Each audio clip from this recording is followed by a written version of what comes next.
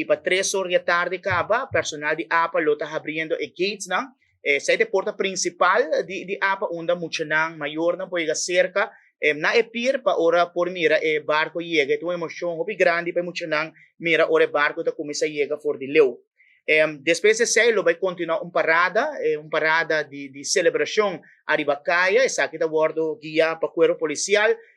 Depois que o Saint e Pete na llega, lo tem discurso, a palavra de bombini de Santa Claus, já lo vai seguir parada.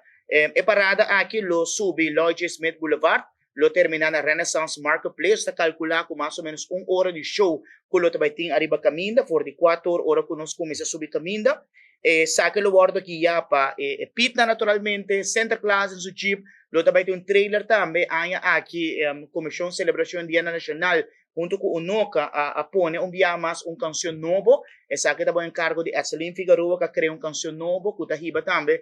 diferente mensagem de norma e valor que o Santa Claus também tinha, e Pitna nos mencionando durante a temporada, cortico que nós também tem na Aruba. De saque também de diferente mencionando, que está invitar que também cante canção aqui e lo vai cante aqui live também arriba e trailer lo também tem brass band party dilante aqui tem cargo de quality brass band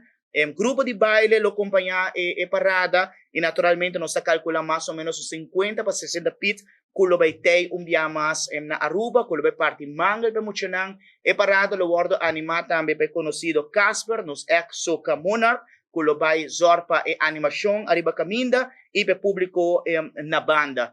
Agradecimento também, nós queremos dar na Chococo parte bus, mas compreender que no momento que o barco chega, Pitna lo vai llena, bus aqui llena com mangal, de qual bus também aqui lo vai ter ruta com mangal não, passando por parte mangal, riba full ruta, e a celebração que está continuando também na Renaissance Marketplace. Agradecimento mais na APA, por de lunas não acaba, nós temos palabração com nang, e fecha tá hora que não sai essa, pero lunas preparando com nang para assim na a chegada aqui especial mais para nós muito não. Me também passa para Juni para sobre a hora que o Santa Claus chega Aruba, não queda tem nang, por de 4 cabos, também tem uma atividade na Renaissance Marketplace. Mientras que o Sandy e Supitan está chegando a Aruba, na Renaissance Marketplace, lo tem programa também, e essa que lo está em cargo do tio George. Também tem bom programa em cada outro, vai ter show que vai iniciar desde 4 da tarde, de baile, contamento de história, de Richard Dabian, canto, também programa hopi variar, também maior nanta ser invitar para vir com nós muito não, para se não por passar dia domingo à tarde hopi agradável. Para 5 horas está programado para sentir supit não.